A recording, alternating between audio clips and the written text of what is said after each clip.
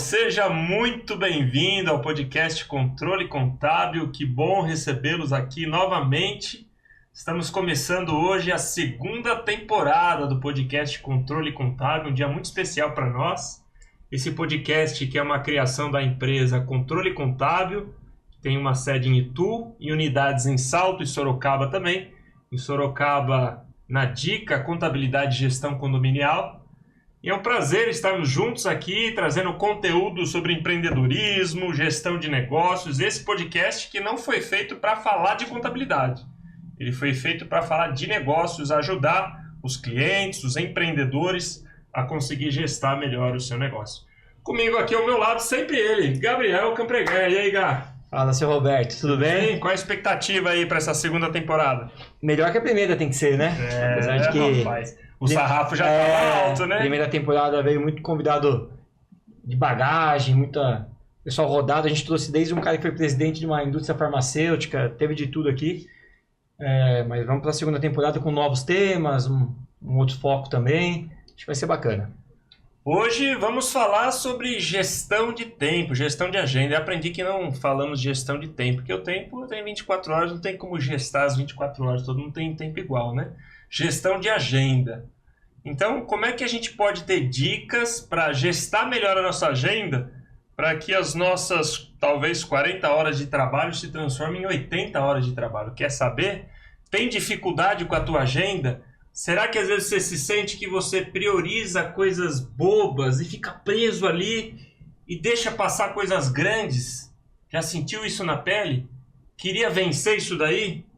Será que você teve de lidar com situações já de ter reuniões de negócios que não foram produtivas? Não conseguir delegar atividades? Fique conosco até o final desse episódio aqui, que você vai ter dicas muito interessantes, tenho certeza disso. Desde já vou pedir para você curtir o nosso canal, ativar o sininho de notificação, se inscrever no canal para toda vez que a gente lançar um episódio novo, você vai ser notificado. Pode compartilhar com o amiguinho também. Compartilha com o amiguinho, manda lá o empresário que você sabe que vai se beneficiar desse episódio também e outros, e vai ser muito bom para todo mundo. Vamos lá introduzir nossas convidadas aqui.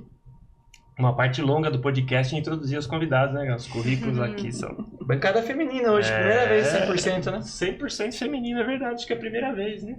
Interessante. Bem notado. De 1 hora vão ser 2 horas de podcast hoje. No mínimo. Acho que sim. Muito bem, vamos falar dela aqui, que é formada desde 2012 pela Unip, atua na área de psicologia organizacional desde 2014, é uma psicóloga, né?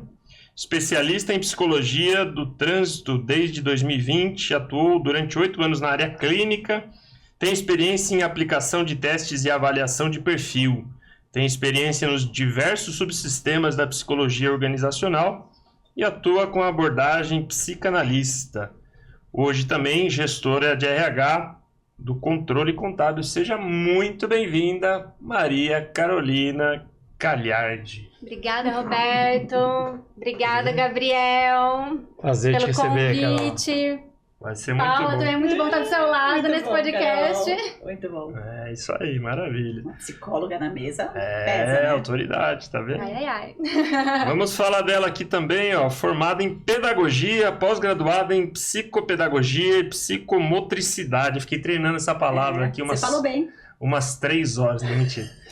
Mas requer um trabalhinho, treinamentozinho. Formada em coaching há 10 anos, especialista em autossabotagem pelo Coach SA. Alguns trabalhos dela: escolas particulares, consultório particular, clínica multidisciplinar, controller da marca italiana Missoni. Trabalho atual: atendimento de coaching com executivos e empresas familiares. Ela atende a Rede Bom Lugar, supermercados, Grupo Hipermix Concreto, Grupo Gandini, Zaraplast, Pirenópolis, essa também aqui requer um treinamentozinho. Safra Bag, Economy Contabilidade, BMA Medicina e Segurança do Trabalho, entre outros. Seja muito bem-vinda, Paula Leite. Muito obrigada, Roga. Maravilha. Você sabe que eu fiquei até um pouco com vergonha, assim, né? Quando eu ouvi falando da formação, eu fiquei pensando, fazendo conta aqui. Falei, gente, eu me formei na faculdade em 2001. Já pensou? O Gabriel tava nascendo. Você já tava... Ai, que mentira, de que ano você é, Gabriel? 85, não é tanto também. Você é de que ano? 85. Ah, não é tão longe de mim, eu sou de 78. Não, perto mesmo, 7 anos. Não, né, gente? Fiquei pensando que na faculdade em 97. Olha só, hein? Outra época, né? Outros recursos, outra tecnologia. Era Né? disquete. Já pensou? Que Época de coisa. disquete. Eu lembro. Também sou da época do Legal. disquete. E hoje estamos falando em A, né? Já pensou? Exatamente. Muito bem, gente. Então vamos começar aqui a nossa primeira sessão. Esse podcast vai ser dividido em 3 sessões sobre a gestão de agenda. Né? Na primeira sessão a gente vai falar sobre organização e produtividade no ambiente corporativo. Vamos começar aqui com a Paula. Paula, como é que você vê que a gestão inadequada de agenda pode impactar o desenvolvimento empresarial de um executivo? Aquele que talvez não sabe priorizar assuntos, não tem um controle de agenda. Parece uma coisa tão simples, a gente vê tanto empresário falando nisso, né? Como é que você vê isso ser impactado no desenvolvimento profissional dele? Então, em primeiro lugar que a gente olha, né, e eu falo que para mim, onde quer que eu vá, se você me encontrar, eu tô com a minha agenda de papel do meu lado e atualizada a minha agenda Google. Porque essa é a ferramenta que a gente tem, né? E o que acontece? O empresário, muitas vezes, ele não sabe ser empresário. Eu atendo muita empresa familiar, então, em alguns momentos, a empresa cai no colo e ele não foi ensinado a gerenciar uma empresa.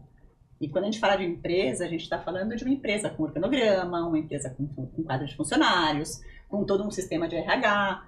E as pessoas, elas tendem a fazer o que vai pipocar mais rápido.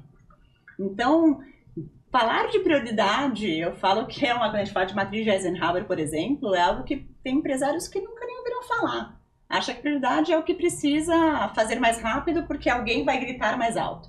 Ou porque um cliente vai falar mais alto e vai correr o risco de perder uma conta.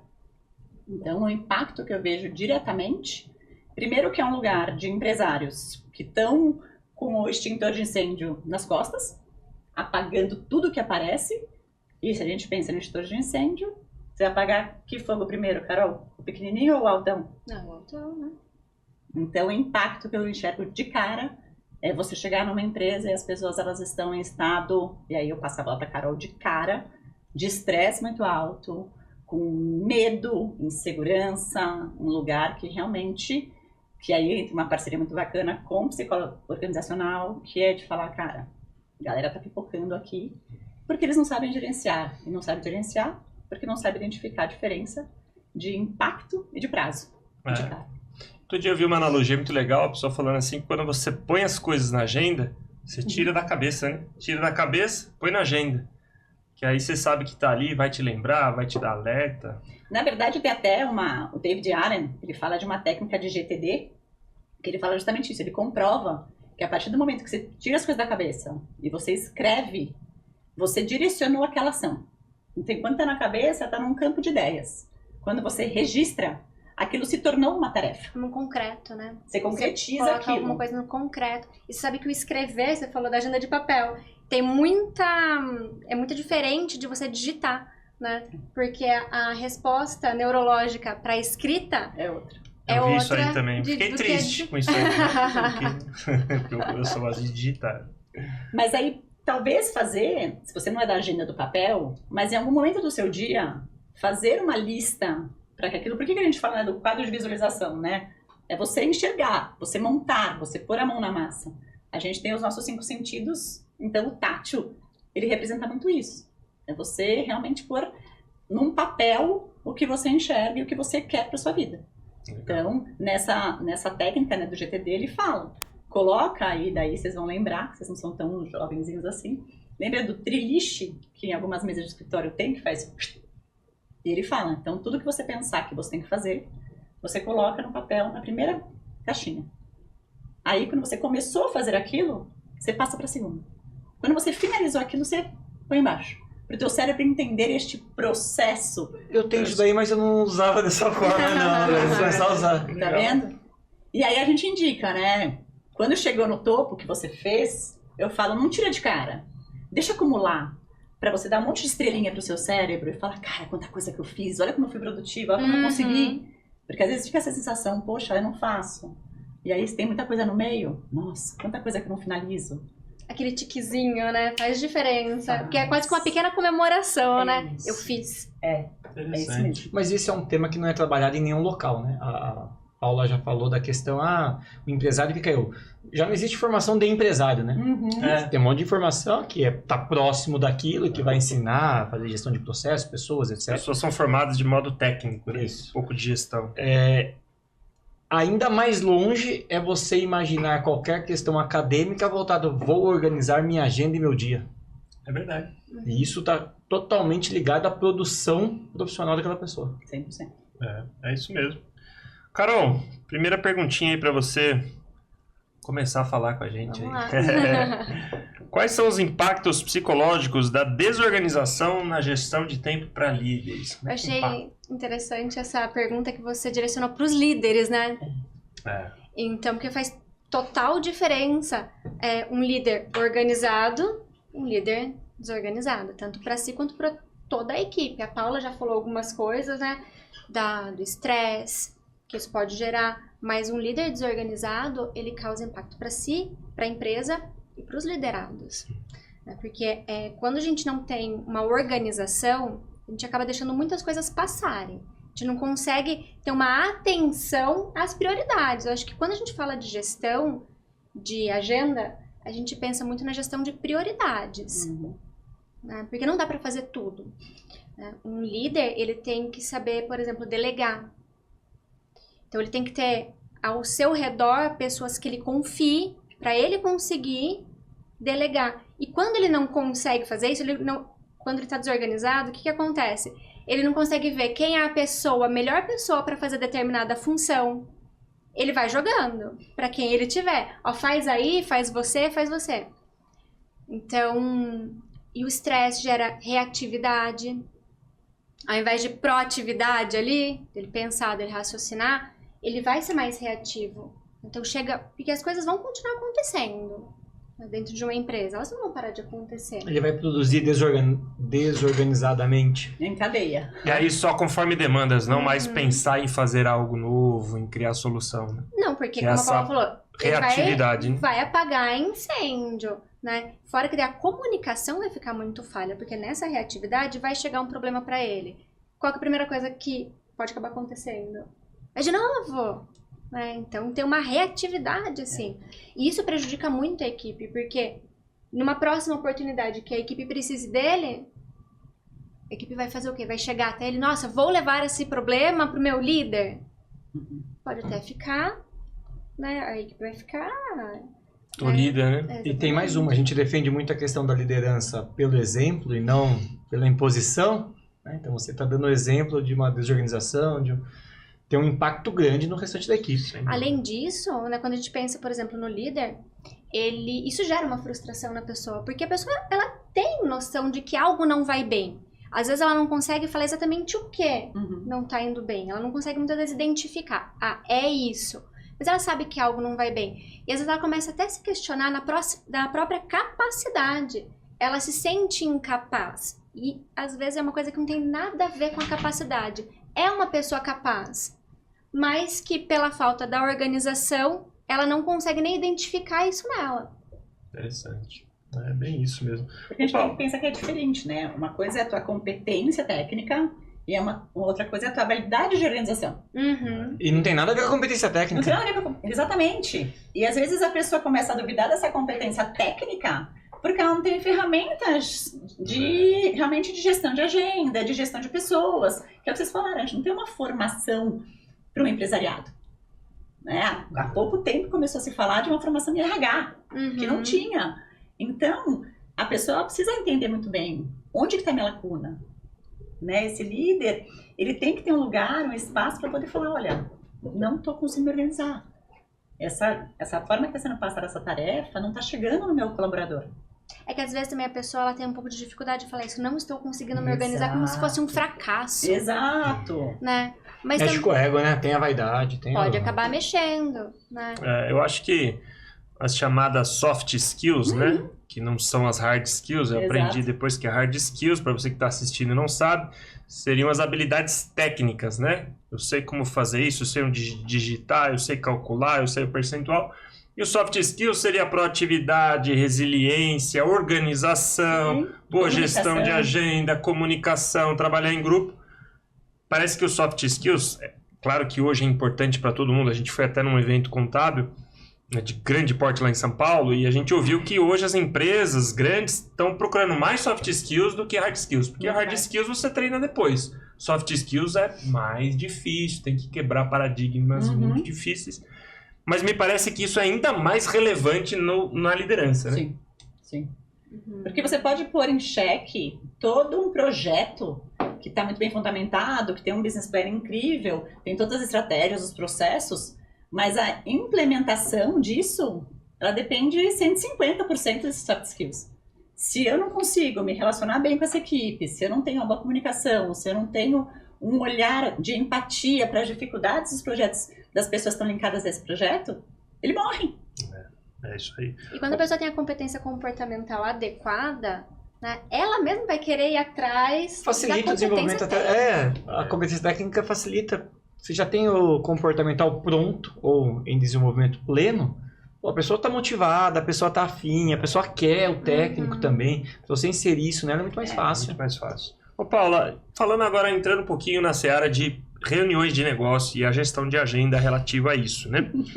Que estratégias práticas você recomenda para otimizar reuniões corporativas e evitar até a participação desnecessária de pessoas? Vou até abrir um parênteses aqui, eu já participei de reunião de uma empresa que eu dava consultoria, que hoje não dou mais, em que às vezes eram envolvidas 8 pessoas na reunião e 3 estavam ali só para se surgisse uma dúvida, a pessoa já está ali e vai responder. E às vezes a pessoa ficava 3 horas ali, podia estar produzindo, fazendo outra coisa. Mas tinha pauta a reunião, pelo menos? Não tinha, também não tinha pauta, tem mais essa questão. Que dicas você pode dar para evitar que as reuniões de negócio sejam dessa maneira? Tá. Primeira coisa que eu penso para qualquer situação que as pessoas forem viver é a seguinte. E os meus clientes, eles acham até que eu sou meio chata em relação a isso, mas qual é a sua intenção com cada reunião que você marca? Você marca uma reunião porque você quer chegar aonde? O que você quer resolver nesta reunião? Pensando nisso, é chegar numa pauta. Pensando numa pauta e no que você quer resolver, na sua intenção, você chega em quem são as pessoas que vão resolver aquele problema. É natural. Só que o que acontece? As pessoas estão tão acostumadas no mundo corporativo, no mundo empresarial, a fazer reunião para tudo. E aí existe um lugar do microgerenciamento, muitas vezes do empresário, que não tem essa visão mais específica e cirúrgica e que ele quer colocar um monte de gente na reunião, porque aí todo mundo fica sabendo e a informação não se perde.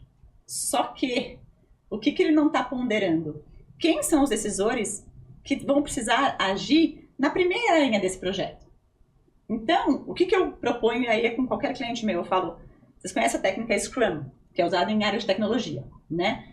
A gente adapta isso. É uma reunião de 15 minutos, onde você tem 5 minutos para falar como é que foi o dia anterior, o que foi resolvido, 5 minutos que você fala o que vai ser do dia, e 5 minutos onde você insere as pessoas e fala o que eu vou precisar de você, Gabriel, de você, Carol, de você, Roberto, o que eu vou precisar?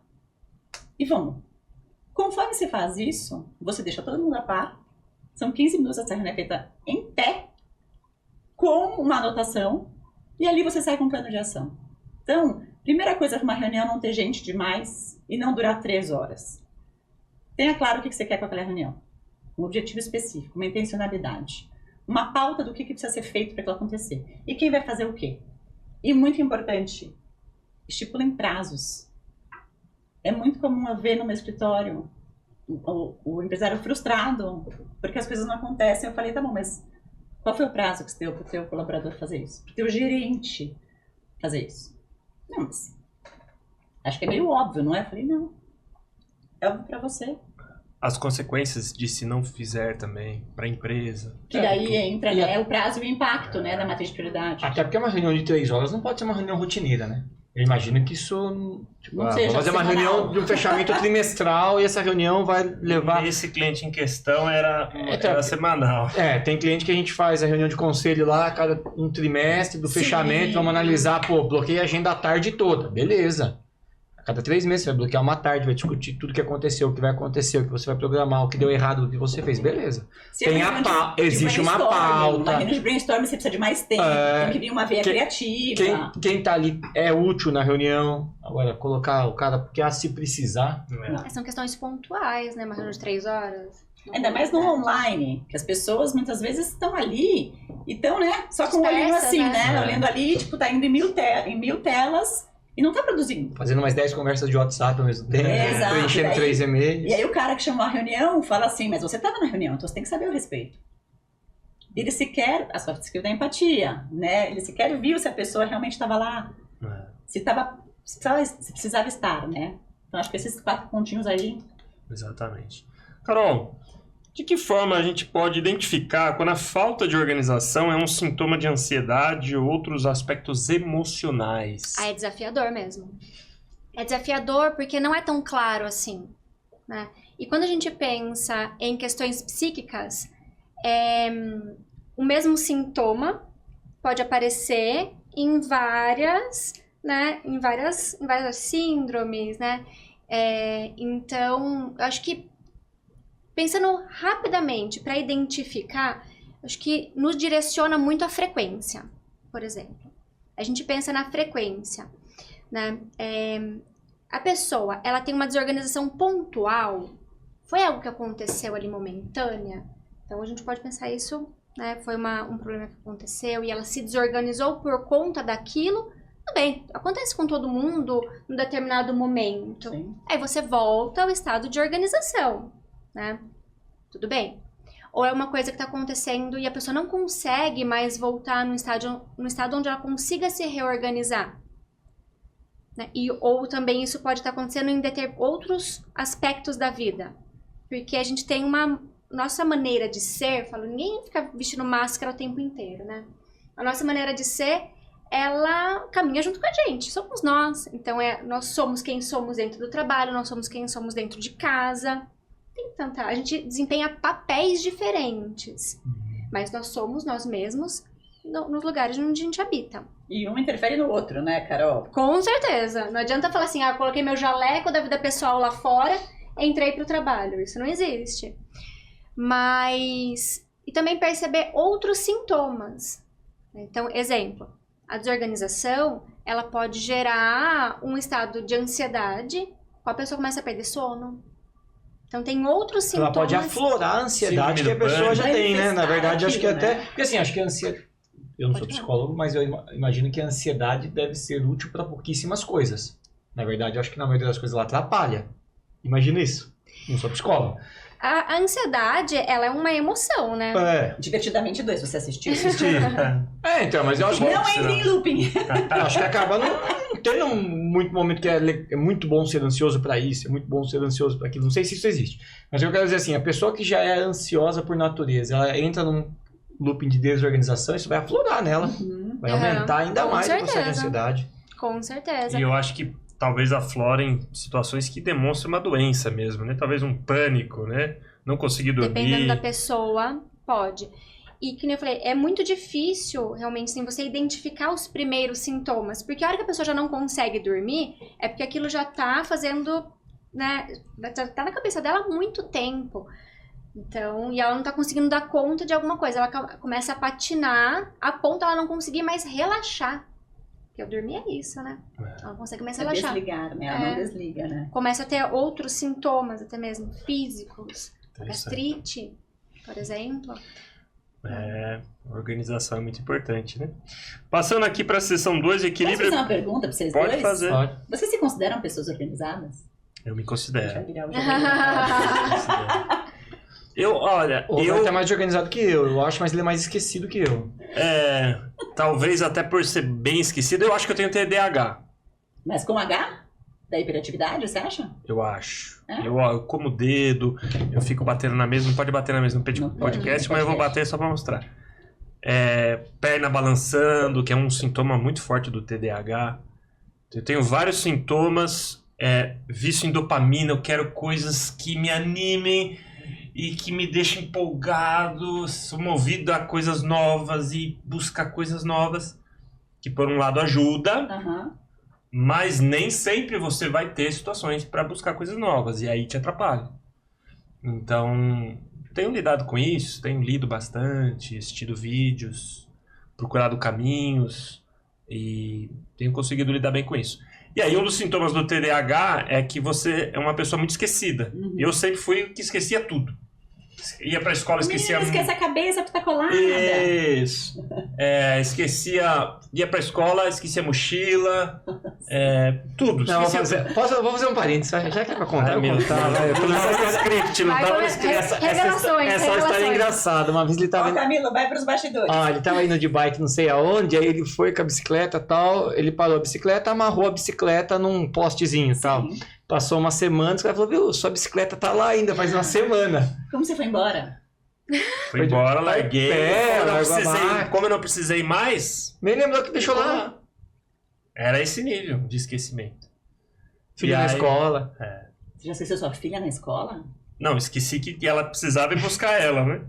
Buscá-la. Aí eu tava lá no trabalho, o Gabriel chegou em mim. Pai, você não vai pegar sua filha? Eu falei, meu Deus do céu. Corri.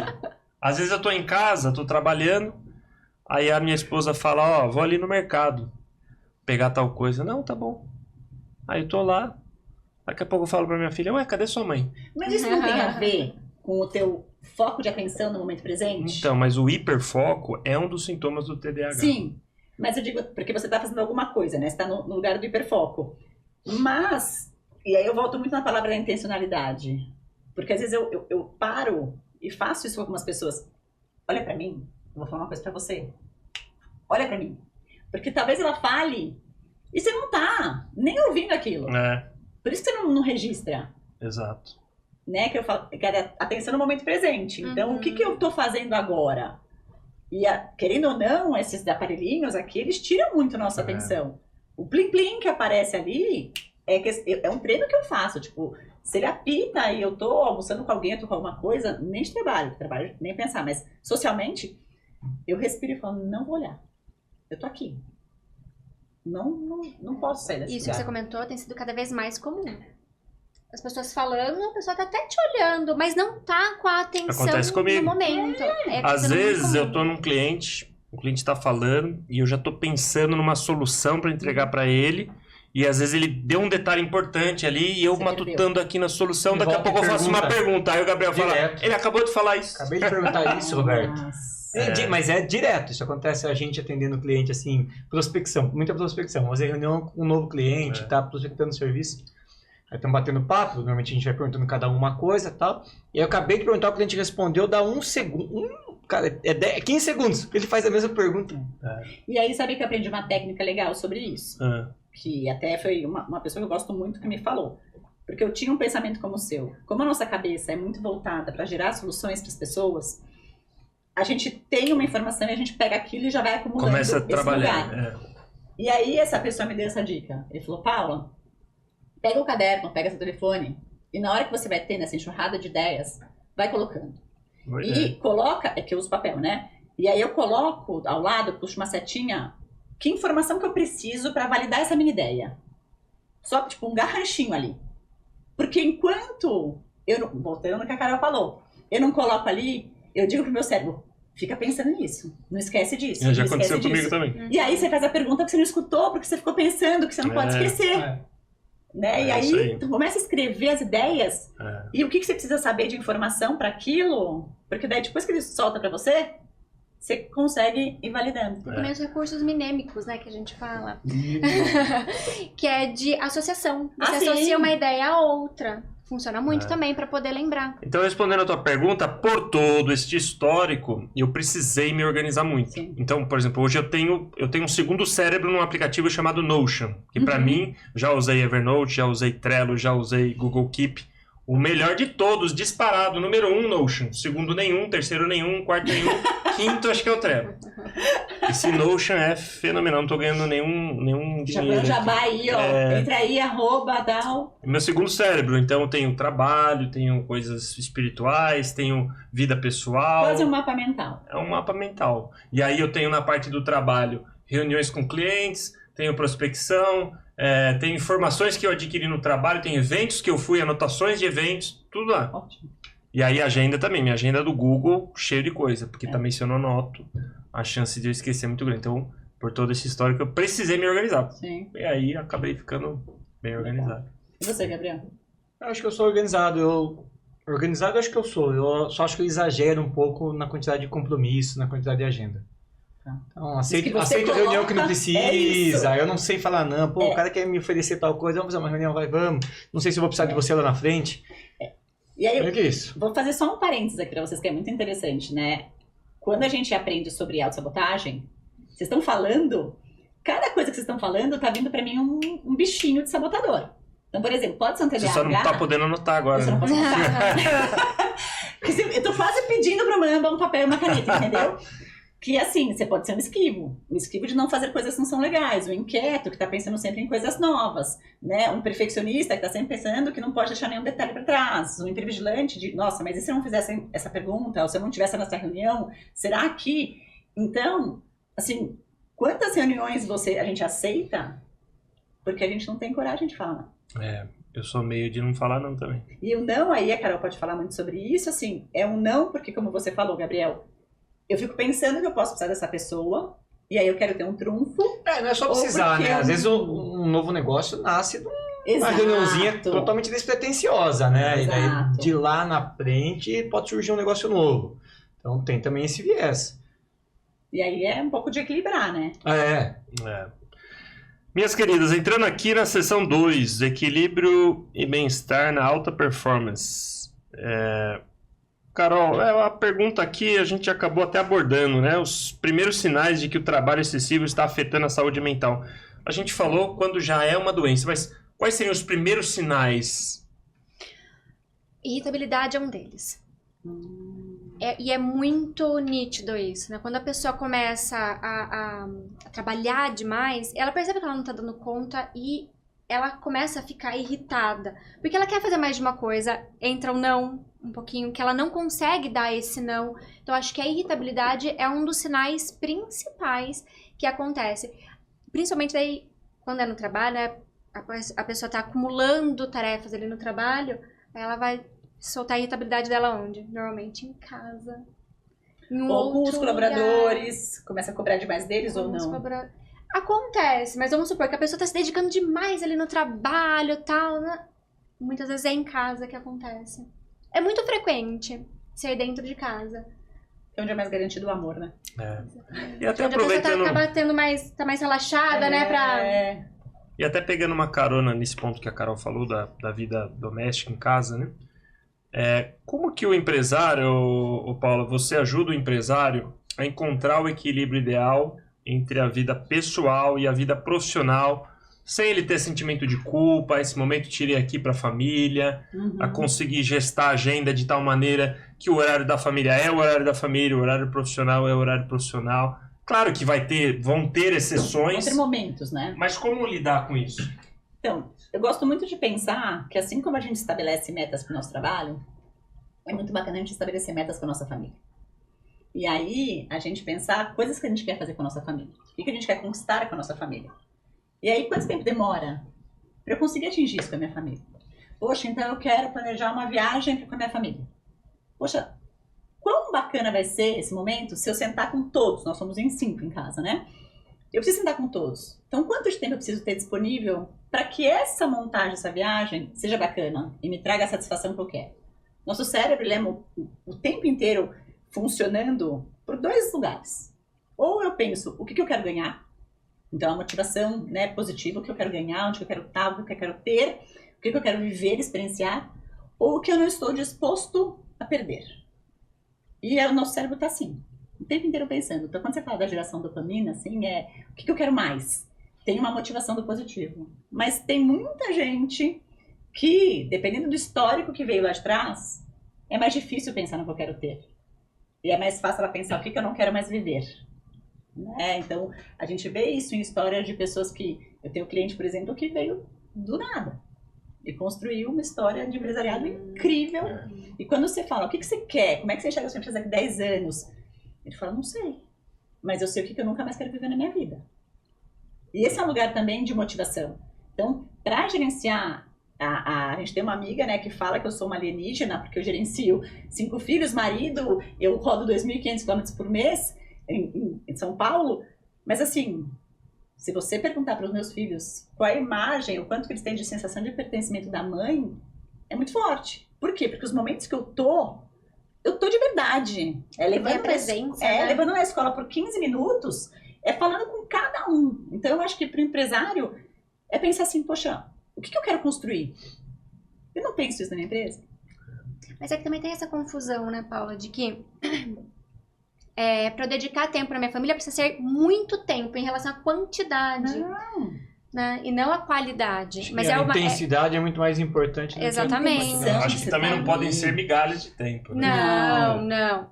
Mas também não pode fingir, né? Porque eu brinco, você tá ali do lado do teu filho, ele tá querendo te mostrar um jogo que ele gosta, e você tá no telefone. Você fica lá aí depois, 40 minutos. Mas eu fiquei tanto tempo junto, né? E como que fala que eu não tô junto? E realmente. Uma coisa legal é você pensar, hoje em dia a gente fala muito, né, Carol, das linguagens do amor. Então, são as 5 linguagens do amor. Quando a gente fala de família, tem pessoa que é tempo de qualidade. E aí não importa ser 40 minutos, importa que seja tempo de qualidade de verdade. Então, eu acho que pensar nisso, o que você quer desenvolver com a tua família? A gente gasta quanto tempo fazendo planejamento de empresa, planejamento financeiro? Poxa, o que você está planejando com a tua família? De propósito, né? Eu quero fazer aquilo, né? E pode ser jogar Uno, né? Sim, pode ser ficar junto, assistindo um filme, qualquer coisa. Você até comentou que toda sexta à tarde você tira pra ficar com a família. Eu não trabalho sextas-feiras à tarde. Isso foi uma coisa muito interessante, você falando da questão de culpa, né? Porque eu decidi e eu entendi que aquilo era um lugar que meus filhos, eles estudam todos os dias até as 4 da tarde e às sextas eles não estudam à tarde. E, naturalmente, sexta-feira à tarde não tem aula, às vezes vão pra casa de amigo, mas eles sabem que eu tô disponível pra eles. Pra qualquer coisa. E quando eu fiz isso, veio pra mim uma culpa do trabalho. De falar, nossa, 40 horas semanais, né? Você vai tirar 4 horas de produtividade. Sabe que você pode pôr 2 clientes, até 3 clientes, Paula. E eu pus a cabeça no travesseiro e falei, não. Porque o que vai gerar de valor financeiro, eu vou arrumar isso de uma outra forma. Você me fez pensar numa palestra que a gente assistiu do Joel J, num evento que a gente foi de contabilidade em São Paulo também. E ele falou algo muito interessante, né? Ele falou assim que ele não considera a pessoa rica, pessoa que só tem dinheiro. Também não. Mas a pessoa só tem dinheiro, não tem paz, não tem tempo com a família, não consegue usufruir até o que ela ganha. Essa pessoa não é rica, ela só tem dinheiro, né? Então isso é muito importante. Só fazendo um adendo disso que você falou assim da família, né? Eu acho que é necessário reconhecer qual o papel de ambos os lugares, né? E que ambos os lugares têm uma importância para a pessoa, né? Porque muitas vezes, assim, o meu trabalho está atrelado a um bem-estar que eu quero dar para minha família. E meu trabalho também não teria sentido se eu não tivesse a minha família. Exato. Né? Então precisa ter esse reconhecimento. Só a família não vai resolver toda a vida dele. Não, sem dúvida. Exatamente. E também tem um lugar assim, o Fabiano, meu marido, ele fala, se eu tirar o trabalho da Paula, a Paula murcha. Né? Ele me conheceu trabalhando, amando o que eu faço. E é isso, a gente entender que a gente tem que gostar do que a gente faz. E quando a gente gosta do que nós fazemos, nossos filhos enxergam isso. E aí, qual é a imagem que eles vão ter de trabalho? Uma imagem positiva. Uma imagem que não está vinculada ao dinheiro. Né? O recurso financeiro é uma consequência do que ele propicia. Mas é muito um lugar de o que você faz de diferença. Isso que você falou é muito bacana, porque eu vi uma questão esses dias, falava assim, quem disse que trabalhar é ruim? De onde vem esse discurso de que trabalhar é ruim? O que te gera? Não gera tanta coisa boa o trabalho? Você não se sente útil? Quem que fala que trabalhar Isso é uma dúvida, nossa geração aprendeu.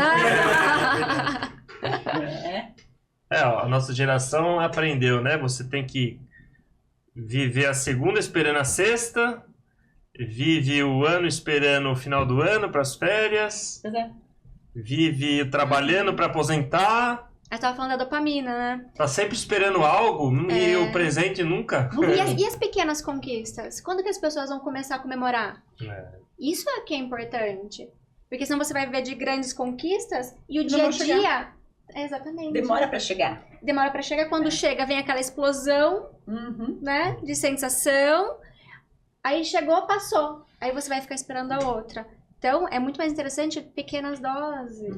E você aprender a comemorar as pequenas coisas do dia a dia. Tem uma teoria que a Carol, com certeza, sabe melhor do que eu, mas que eu achei muito bacana, que chama Psicologia da Desistência. Vocês já ouviram falar nela? Não. Foi feito um estudo com peixes. Porque os peixes, eles pensam, tá, gente? O que foi feito? O salmão, ele nada contra a maré, certo? Então, foi colocado num tanque o salmão, e aqui tinha uma imagem. E essa imagem, conforme o salmão ia pulando, ela estava estática. Então, ia se percebendo essa evolução. E isso fazia com que ele continuasse. No estudo, eles fizeram a imagem andar junto com o salmão. O que aconteceu? Depois de alguns metros, o salmão para de nadar. Que coisa, hein? Porque o nosso cérebro, ele precisa sim do estímulo. Porque ele também entende que ele precisa guardar energia. Então, quando ele entende que o esforço que eu faço não me traz nenhum resultado, eu paro de fazer aquele esforço. Porque no mínimo eu guardo energia. É uma questão de economia, né? Que fala. Economia psíquica. Exatamente. Economia de frustração, economia de tudo que ela estava falando dos sentimentos que geram. É muito interessante. Queria fazer uma pergunta para vocês duas, bem atrelado a isso também, a gestão de agenda, de priorizar as coisas. Eu acho que até um ponto alto aqui do podcast, que assim, eu já, algumas experiências lidando com empresários, já percebi muito isso. Que é o laço, às vezes, do empresário, ele priorizar coisas pequenas e, às vezes, fica ali gastando tempo, se é um clipe, se é 2 clipes, se é um clipe, se é 2... E, às vezes, deixa passar coisas ultra relevantes. Como evitar cair nessa armadilha? Quer começar, Carol? Pode ir. Eu falei muito, não? Não, pode ir. Então, quando você fala disso, para mim é um lugar muito de microgerenciamento, né, Roberta? Então, são empresários que têm um perfil mais centralizador, mais controlador. E aí, o que a gente tem que fazer com esses empresários? Mostrar para eles qual é o impacto que a ação dele determina em cada um desses lugares que ele está gastando energia. Então, uma coisa que eu faço direto. O empresário ele vem e ele faz o mais do que ele tem que fazer. Primeira coisa, quanto tempo demora para fazer cada coisa? Eles não têm ideia. Eles não têm ideia de quanto tempo demora para verificar os e-mails de manhã. Quanto tempo demora para eu conseguir falar com aquele cliente sobre uma renegociação? Quanto tempo... Não sei. Então, o que acontece? Ele não tem a percepção de prioridade porque ela não está baseada no tempo que investe dele. E aí, o que eu falo, né? Todos nós aqui sabemos qual é o valor da sua hora. Certo? Todo mundo sabe. Se você tiver que fazer uma entrevista no consulado, que vai te tomar 8 horas do seu dia, e essa pessoa te cobrar R$1.500 para fazer tudo para você. Você vai precisar entrar no seu telefone, na hora que ela falar, fazer sua facial e tá feito. Você vai pagar? R$1.500 para fazer... Ela vai fazer todo o processo para você. Sim. Se ela te cobrar R$2.500, você vai fazer? Dependendo do resultado. Um processo que você demoraria 8 horas para fazer. Você pagaria R$2.500? Bom, sim. Por quê? Porque talvez minha hora vai valer mais. É isso. E é isso que o empresário não pensa. Às vezes ele vê um valor, um número, e ele fala, esse número é caro. Só que ele vai demorar 8 horas para fazer. Uma conta básica, se sua hora custa R$1.000, eu tenho você vai demorar 8 mil o melhor reais. exemplo do mundo é a declaração de imposto de renda. O cara demora 3 dias, ele passa 2 finais de semana preenchendo a declaração de imposto de renda dele porque ele quer economizar R$200. Fica feliz ainda. Ele fica, pô, eu mesmo fiz, economizei. aí ele fica na malha. Aí eu falo, chupa. Isso. Toma. É exatamente isso. Então, assim, existe um tanto, e aí aqui, né, especialista de ego, de que eu quero fazer tudo, porque eu sou bom, porque ninguém faz como eu. Mas tem um tanto que as pessoas não pensam, poxa, essa não é minha competência, eu tô perguntando com isso. Minha hora custa R$1.000. E o custo de oportunidade, né? É isso. Você deixou de ter oportunidade que com aquelas horas você poderia estar ganhando muito mais que aquilo. Exatamente. Eu gosto muito do teste de realidade. Né? Que eu falo assim, começa a verificar na realidade como fazer diferente. Porque tem muitas coisas que a pessoa imagina, mas não vai dar certo, mas tenta. Vai tentando aos poucos. Vai dando pequenas doses de realidade pra você mesmo, que você vai vendo que às vezes você pode ser melhor, né? Muito bom. Mas voltando à questão só que você falou do microgerenciamento, isso a gente vê demais, né? Nossa, Empresário com muito, isso. muito. Principalmente aquele que quer aquele super Controlador, controlador de tudo, detalhe que, pô, perde tempo com detalhe, deixa passar, você vai ser mais feliz. Não queira ter razão, queira ser feliz, né? E aí eu vejo assim, ele quer meter o fedelho em cada departamento da empresa. Sim. E às vezes, como eu li uma matéria uma vez, é melhor deixar que seja feito de um jeito que você tá vendo que não é o melhor, mas está bem feito, razoavelmente bem feito. Sim. Para que você gaste a sua energia naquilo que vai ser relevante para a empresa de Exato. verdade. E outra coisa, também que você tem que deixar o cara errar também. É isso, Pois é, Ô. também. Tem. Fala com a Às vezes Carol, tem, toda semana eu falo, Carol, deixa isso acontecer, deixa a pessoa errar É verdade. sozinha. Daqui a pouco ela vai entender o caminho dela, dá a corda. Claro que a gente mede o impacto Claro, do erro, quais são né? os riscos envolvidos. Mas pô, não, deixa ela ir por esse caminho, não vai dar certo, lá na frente a gente corrige. Mas como a gente estava falando antes, também tem a questão de que a pessoa precisa ter ao redor dela pessoas que ela confia. Rede de Pessoas, apoio. exatamente, pessoas competentes, Sim. tanto tecnicamente quanto, que a gente está falando, de comportamento, para ela poder delegar. E o que assim, né? Isso é um círculo vicioso, gente. Quanto mais a gente controla, menos eu delego. Quanto menos eu delego, menos autonomia tem a minha equipe. Quanto menos autonomia tem a minha equipe, menos eu confio. E quanto menos eu confio, mais eu controlo. E aí as pessoas ficam Isso aqui, aí cara. É um looping sem fim. É um looping sem fim. E daí você fala, tá bom, Paula, por onde eu começo? Pela confiança. Peter Lencioni fala, cara, os 5 desafios de uma equipe. A base é a confiança. Você trabalha a confiança, tua agenda vai ficar muito melhor. Eu acho que também talvez larga o perfeccionismo, tá tudo bem se não ficar ultra perfeito, melhor Eles feito têm que aprender. perfeito, né? Você tem que saber onde eles estão errando para você poder entrar no aperfeiçoamento, no treinamento. E mesmo porque, na maioria das vezes, quando a gente pensa nisso, na maioria das vezes, né, o perfeccionismo ele é muito subjetivo. É o perfeito pra você, né? Exatamente. É isso aí. Vamos entrar aqui num ponto que é tudo a ver também com a gestão de agenda. Aliás, a gente preparando esse assunto, você falou algo interessante, né? Que gestão de agenda é uma espinha dorsal De tudo. que daria para tirar um monte de podcast, né? Que é o desenvolvimento contínuo e atualização profissional, né? Tirar tempo para Sim. estudar, se atualizar. Paula, como implementar de forma prática a divisão que a gente já viu alguns especialistas falarem, talvez 50% do seu tempo você tira para trabalhar, 50% para você estudar. Uhum. E aí você estuda muito, você acaba ficando mais qualificado, com qualificação, as suas 50% de trabalho vale ainda mais, Uhum. é mais rápido, é mais produtivo, acha soluções mais rápidas. Sim. Mas como encontrar esse equilíbrio que é desafiador, né? Eu não gosto, e aí talvez as pessoas não gostem do que eu vou falar, mas assim, ouça com amor. Não existe receita. A única receita que eu falo que até hoje de proporcionalidade funciona pra mim é princípio de Pareto, tá? Por quê? 50% para estudar e 50% para trabalhar. Vamos jogar a pergunta para vocês. De que adianta, vamos falar ali de hard skills, né? De que adianta eu estudar 50% do meu tempo se eu não puser isso em prática? Sim, sem dúvida. Eu vou ser um grande sabedor de tal conhecimento. Mas o que eu estou pondo em prática? O que eu estou realmente aplicando que vai me trazer os 80% de resultado do que eu faço.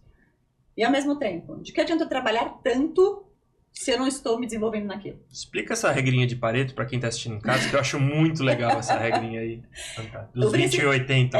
O princípio de Pareto, de uma forma bem simples, ele fala o seguinte, que você tem que investir, né, o seu tempo para que 20% do que você faça traga 80% dos seus resultados. Então, por quê? Para justamente sair desse lugar de que você tem que fazer muito o tempo todo, produzir demais. Não. Você tem que ser ultra produtivo com o que você faz.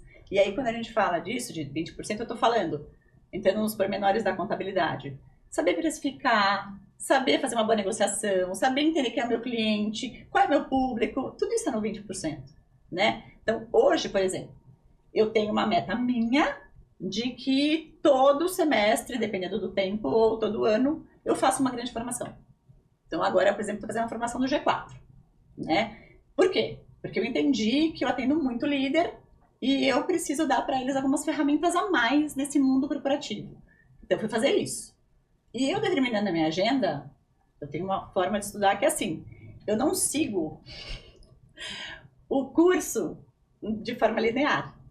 Eu olho todo o programa e eu vou entendendo qual é a necessidade maior que eu tenho hoje para desenvolver. Então eu pego, olho tudo e falo, tá bom, isso aqui, isso aqui, isso aqui, isso aqui, isso aqui, já tenho, entendo que é mais alguma coisa para ouvir, mas eu preciso desenvolver essas aulas, esses módulos aqui. E eu vou ali e já começo a implementar no meu trabalho, para fazer uma checagem rápida.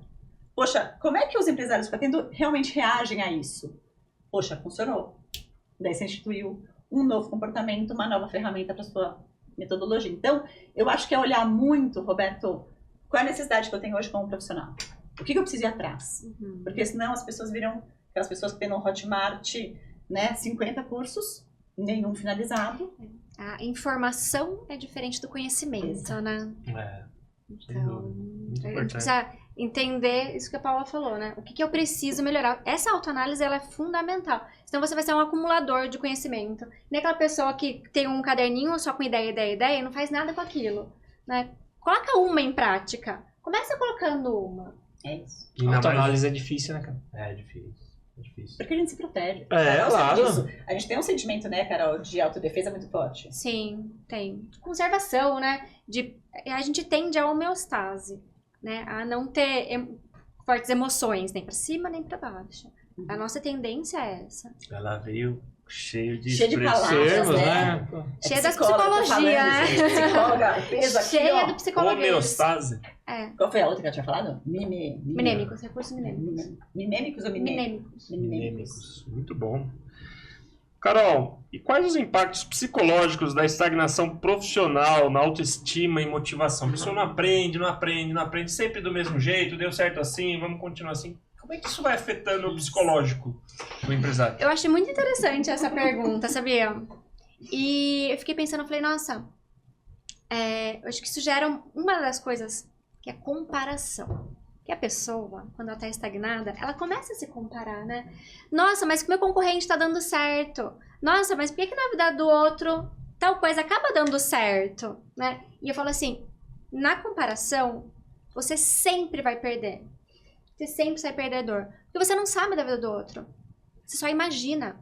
E a gente tem que tomar muito cuidado com o nosso imaginário, né? Porque... É terrível.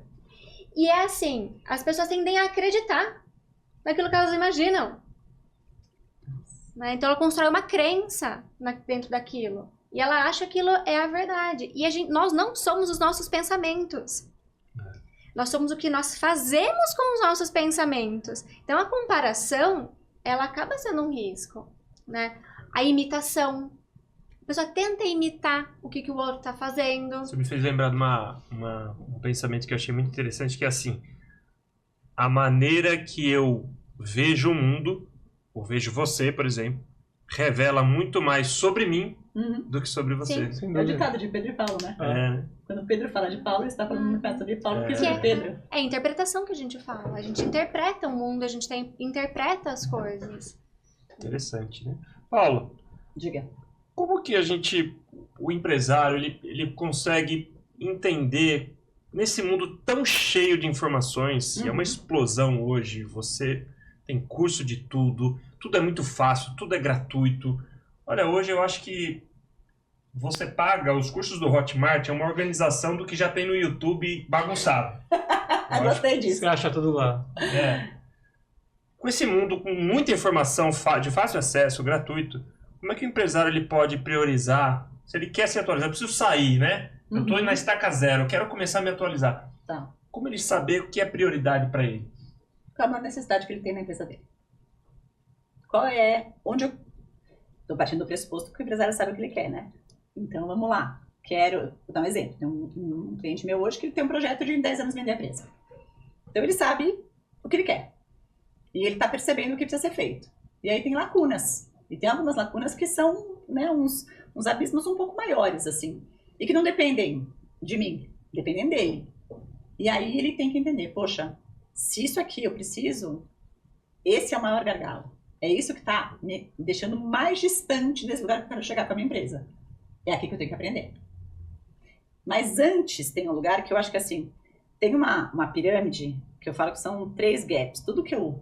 E aí que eu acho legal, né? Tudo que a gente aprende, a gente precisa passar adiante.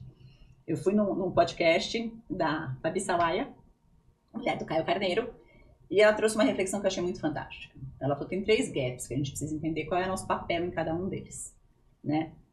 Quando a gente tem um gap que ele é gerencial, eu não posso delegar, eu tenho que fazer. Quando eu tenho um gap que é técnico, eu preciso delegar. Por conta daquela coisa de eu ficar gastando muito tempo. Eu gostei. Não posso, eu preciso dele. Eu preciso delegar aquilo, né? E tem o comportamental, que aí é uma coisa de que eu preciso me desenvolver. Então, o que a gente está falando aqui? Tudo que é técnico especificamente e que vai determinar, tem fases do empresariado. Se você puder contratar por aquilo, contrate. Porque o tempo que você vai demorar para aquilo é muito grande. Então eu vejo às vezes as pessoas comprando cursos e fazendo situações onde era fácil você terceirizar isso. Teria um resultado muito melhor. Então olhe, qual é o buraco que está te impedindo de dar o maior salto da tua empresa, cara? Isso é gerencial? Isso é comportamental? Isso é técnico? Aí veja o que você tem que fazer. É claro que não é exatamente sobre o que a Paula falou, ele acha que tem aquele gap, ele acha que tem aquele problema, mas eu gosto muito da ideia do empresário buscar coisas diferentes do que é o dia a dia dele. Uhum. Muito mais para a formação neuropsicológica, etc., Sim. o contraditório e tal. E às vezes ele fica muito focado, eu tenho uma empresa de tal, tudo que eu tenho que fazer é muito focado só naquele assunto, e ele não se desenvolve como um líder, como uma série de outras coisas, que ele, como pessoa, ele poderia ser um melhor empresário se ele abrisse a cabeça para um monte de outra coisa que não está dentro da empresa dele. A gente estava batendo um papo esses dias, né, sobre isso, como a contabilidade propicia a gente conversar com pessoas de outros mundos completamente distintos do nosso, né? E a gente tem esse papo da gestão do negócio. E aí abre muito a nossa cabeça. Não, eu tenho, por exemplo, acabou de aparecer na tela, tem a pizzaria. Pô, a pizzaria me ensina um monte de outra coisa que eu não peguei na empresa de contabilidade. Eu fico uma vez por semana lá na transportadora, que é nosso cliente e tal, que não tem nada a ver com o que eu faço na contabilidade. Pô, isso aí você aprende, você complementa sua formação como empresário de forma... Você quer saber uma coisa que pra mim é uma virada de chave? Esporte. O cara vai fazer um esporte onde você é ruim. Se coloque nesse lugar.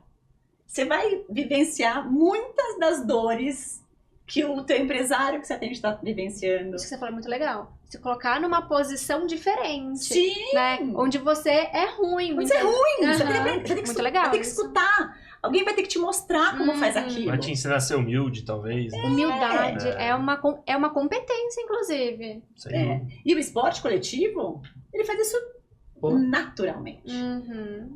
Trabalhar em equipe, né? Não tem nem o que falar, né?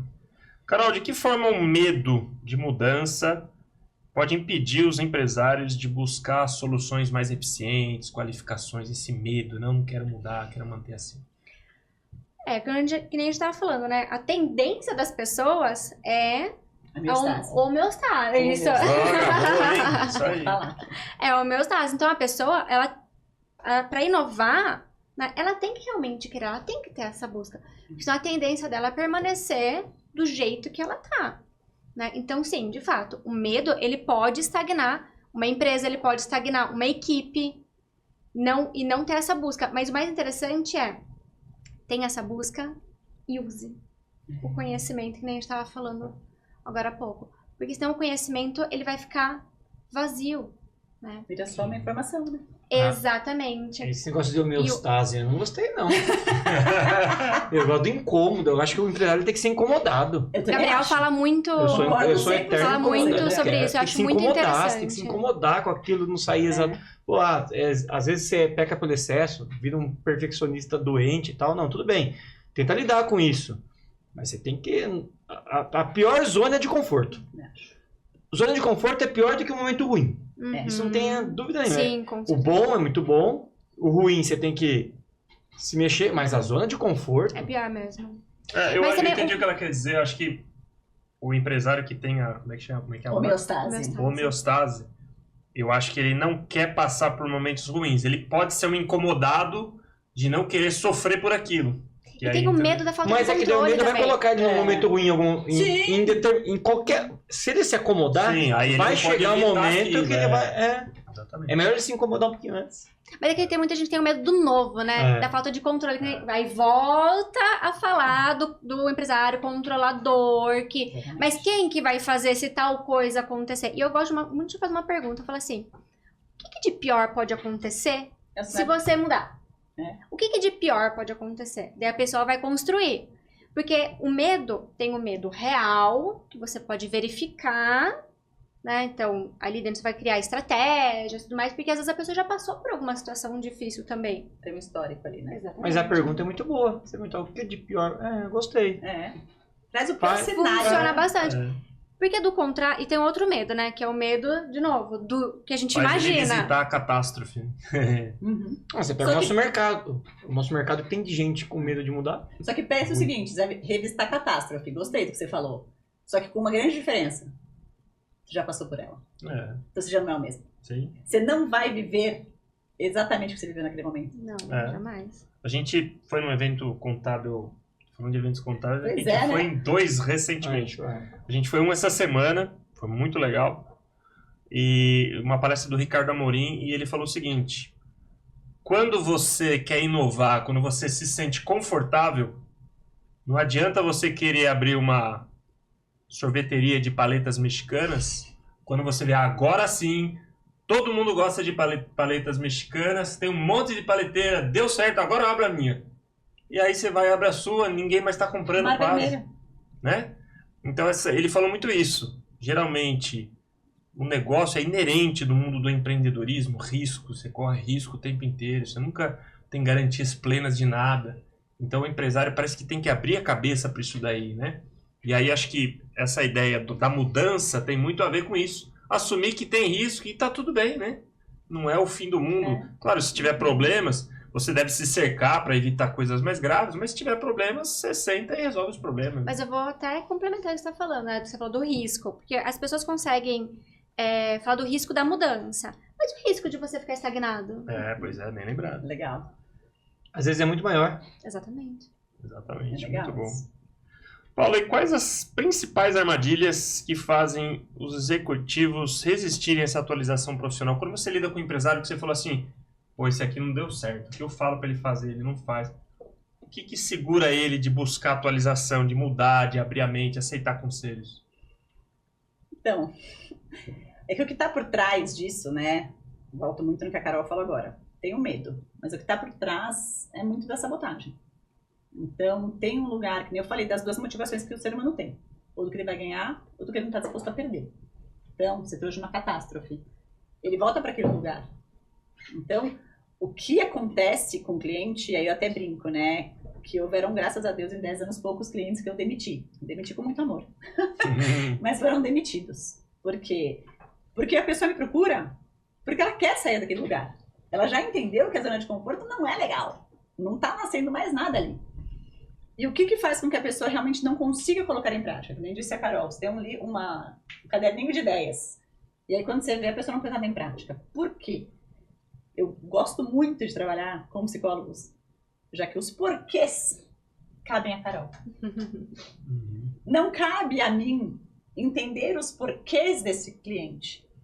Cabe a uma profissional super competente olhar para trás, olhar para os traumas, olhar para essas coisas.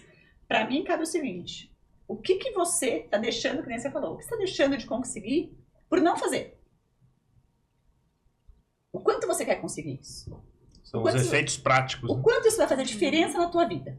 Verdadeiramente. Porque se você vier aqui para dizer que você quer aumentar o teu faturamento em 35%, você quer ter uma equipe que diminua turnover, você quer tais coisas, mas você sabe qual é o impacto de você diminuir o turnover da sua empresa? O que isso vai trazer de verdade para você? Ou você está ouvindo uma coisa que todo mundo fala por aí, que está com alto índice de turnover, né, que o mercado, que está com uma geração Z trabalhando, está muito ruim. Qual é a tua história? Traz os seus dados para mim, de quem é a tua empresa hoje. Vamos olhar se é isso mesmo?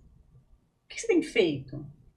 Mas o que você quer? O que vai ter de mudança na vida do Gabriel, do Roberto, do Vini, do Camilo, da Carol, se realmente o que você está querendo acontecer? E aí, você coloca ele nesse lugar de, poxa, desculpa, Bati, eu quero isso. Me incomodei. Me incomodei porque eu quero. Eu também Sabe quero que ter. tem uma questão que a gente... Porque psicólogo vive de questão, né? Que é assim, tem um livro que chama Você Quer o que Você Deseja? Muito. Porque tem tanta gente... Isso que você fala da autossabotagem... Pra mim, Né? a A gente, gente é... verifica isso na realidade com muitas pessoas. O tempo inteiro. Né? Às vezes a pessoa fala que ela quer, mas as atitudes dela demonstram o contrário.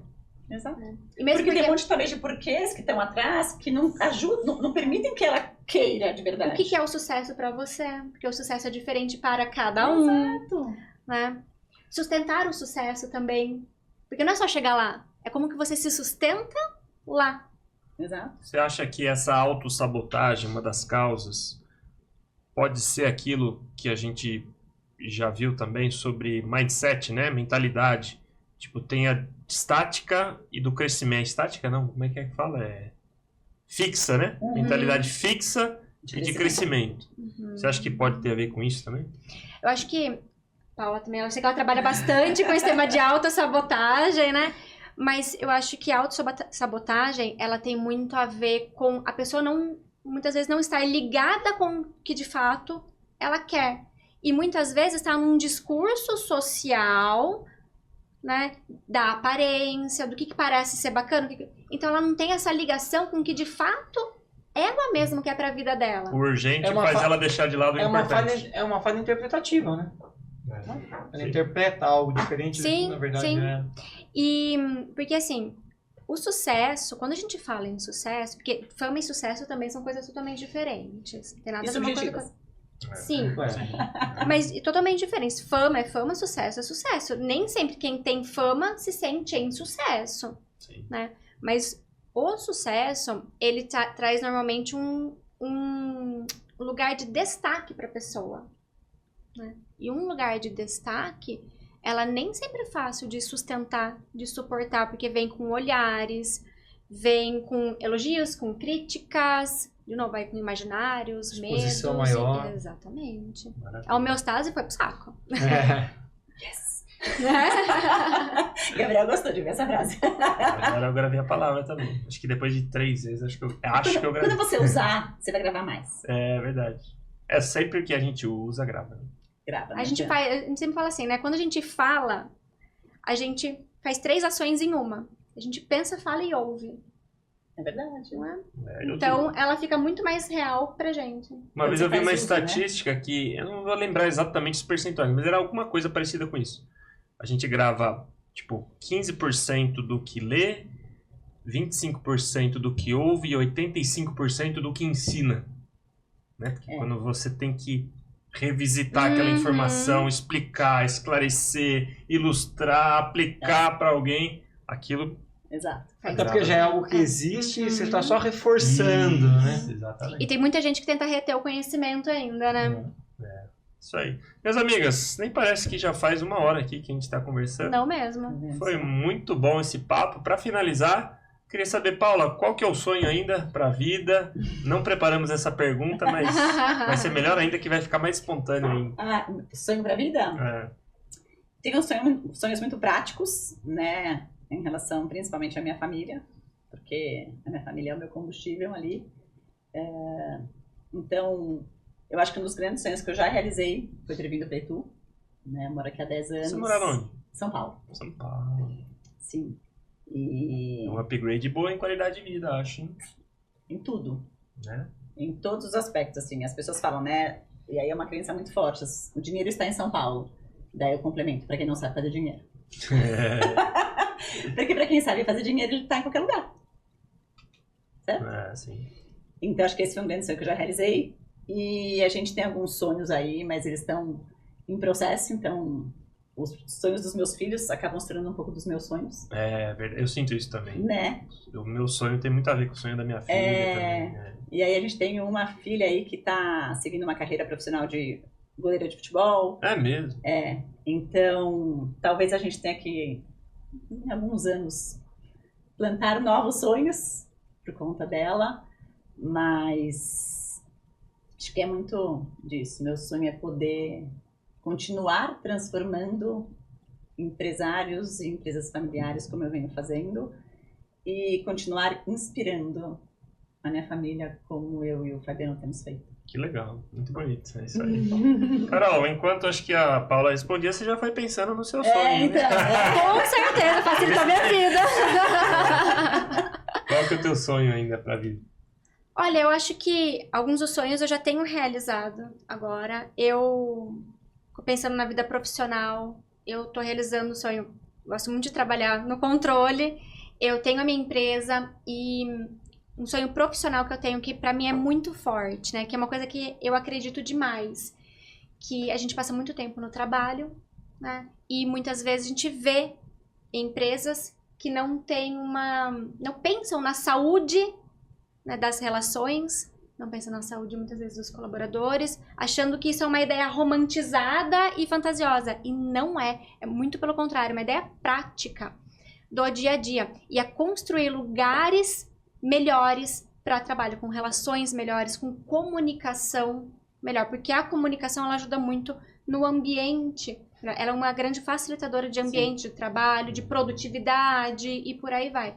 Então, hoje, o meu propósito está muito ligado a isso.